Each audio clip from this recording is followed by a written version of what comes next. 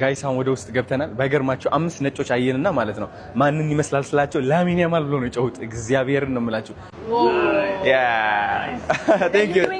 ያ በዚህ ጋር ነው የምንሄደው ይሄው አሁን ያለበት ላግዠሪ ቦታ ደግሞ ምን ያደርጋል መሰላችሁ ለኢንተርናሽናል ኦዲየንስ አፒሊንግ ያደርጋል ማለት ነው ያው እንደዚህ መውረድ አለበት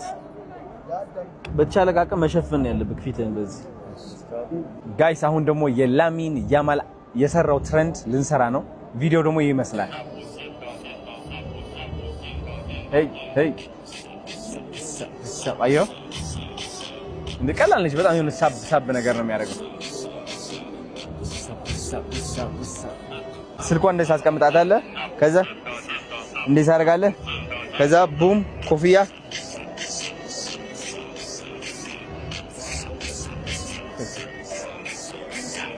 ሪላክስ ነው የምታደርገው ራስህ አፋት ትክፈት ግን ዝግት አድርጋ በቃ የሆነ እንትን